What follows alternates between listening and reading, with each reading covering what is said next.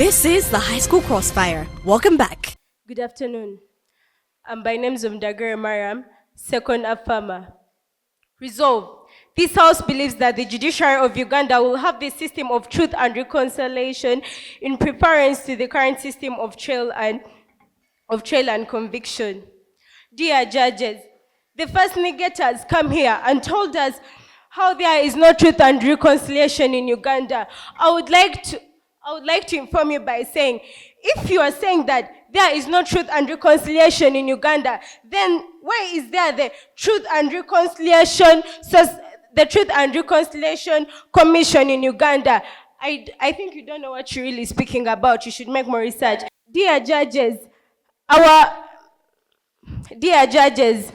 source of information is ChatGPT. My first Afama came here and told us that the Segrinya's case was started in 2021 and it was solved in 2023.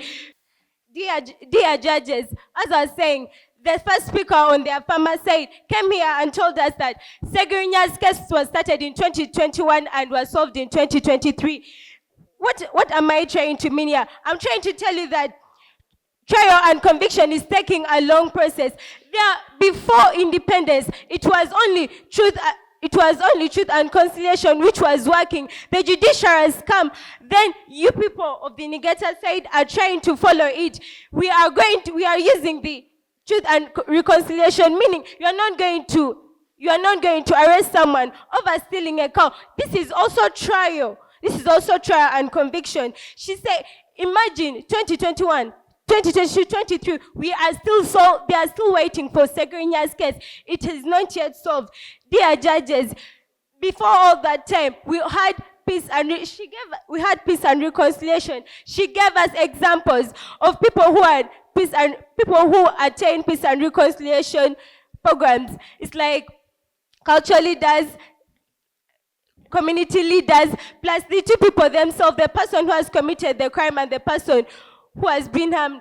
Dear judges, this society needs the professionals to come and what? To come and give a case about this.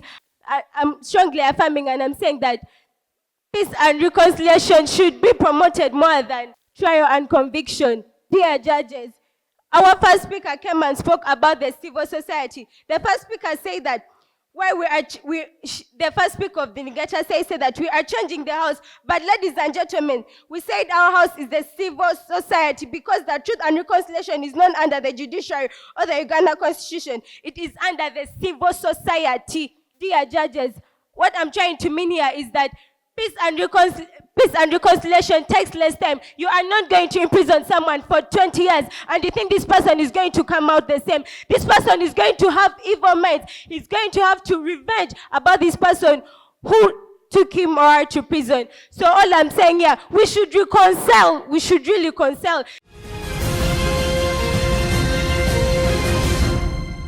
Resolved. This House, as the judiciary of Uganda, will have a system of truth and reconciliation in preference to the current trial and conviction. I would like to inform the affirmative bench that the Uganda National Truth and Reconciliation Committee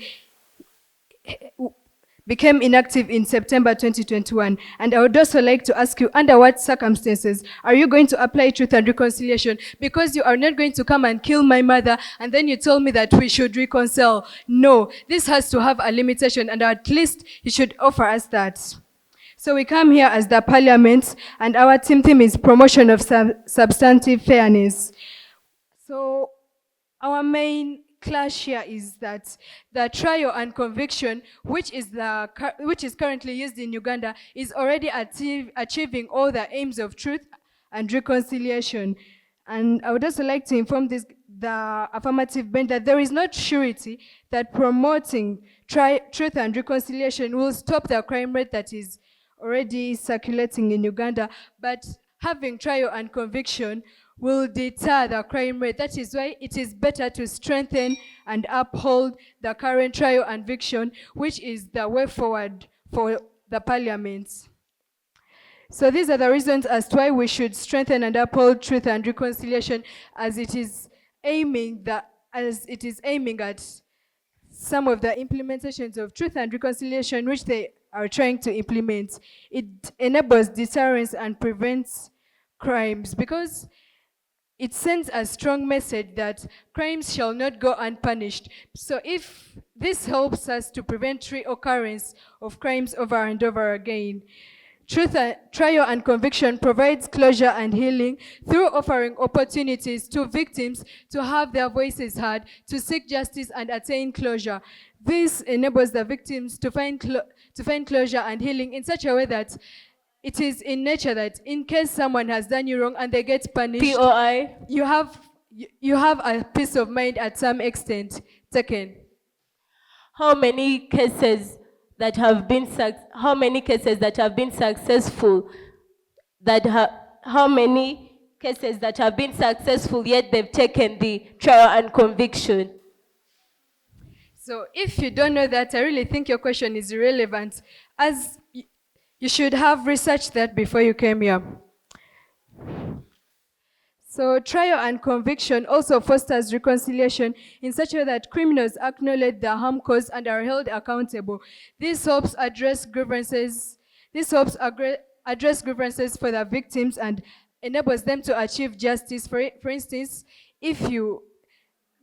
instance, murderers, they're not going to murder someone's relative or something, and then because you reconcile and say sorry, it is left at that. I want to elaborate more on our work plan as Team Negative. We plan on empowering and strengthening the judiciary through promoting transparency.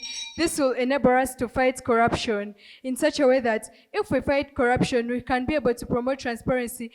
And we are going to fight corruption by liaising with the anti-corruption bodies that are already in existence. We are going to have our funding from the Bank of Uganda. We also plan on employing more judges to have more cases worked upon. This will help us promote efficiency and effectiveness in the judiciary system.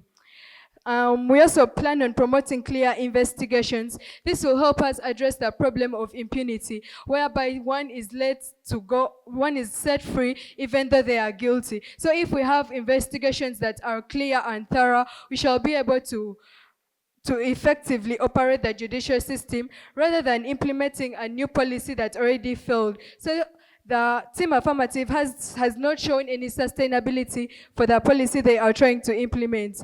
Dear panel, I would like to end by asking why would drop a system that is already working to adopt one that failed while on its own? With this, I rest my case. This is the High School Crossfire. We'll be back in a minute.